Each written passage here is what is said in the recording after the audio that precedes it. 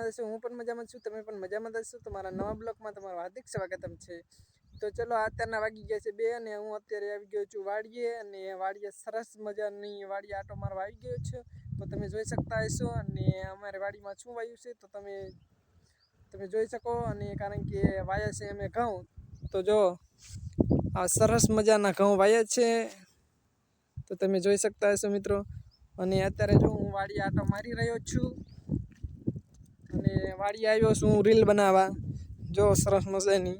અને જો અહીંયા આપણું ટ્રેન્ડ બનાવી રાખ્યું છે અને રીલ બનાવવા માટે. અને હવે આપણે પાણી ડેમમાં રહેશે તો ઘઉં આપણા પાકી જાય છે. તો હેલો મિત્રો, આપણે એક નવી યુટ્યુબ ચેનલ બનાવી છે ને આપણે એના પહેલાં હતી એક યુટ્યુબ ચેનલ, અને એ શું કે ફોન બગડી ગયો ને એટલે એ ચેનલ વહી ગઈ છે. એટલે એ કામમાં આવ્યો આપણે નથી, એટલે નવી ચેનલ બનાવીએ. તો તમારો બધાનો સપોર્ટ કરતા રહીજો મને, તમારો નાનો ભાઈ સમજીને મને સપોર્ટ કરતા રહીજો.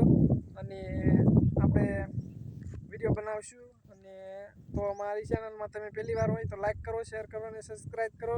અને તમારો ભાઈ નાનો ભાઈ સમજીને મને સપોર્ટ કરો બને એટલો. અને જો મારું ઇન્સ્ટાગ્રામ પેજ તમે જોતા હોય ને તો ફોલો કરજો, અને ફેસબુક પેજ જોતા હોય તો ફોલો કરજો.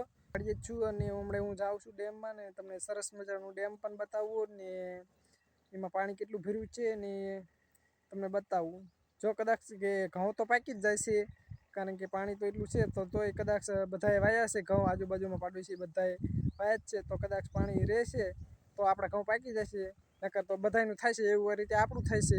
તો ચલો આપણે તમને ડેમે જઈને ડેમ બતાવું. આપણે સરસ મજાના ડેમની અંદર પહોંચી ગયા છીએ તો તમે જોઈ શકતા હશો. અને તો જો અહીંથી પાણી ત્યાં કોઠા લગનની ઓલી બાજુ વ્યૂ જાય ને પાણી, એટલે ખૂટી રહે પાણી. ને જો એટલું બધું સરસ મજાનું ડેમ ખાલું થઈ ગયું છે અને એટલું ભર્યું છે ડેમ, તો તમે જોઈ શકો છો મિત્રો.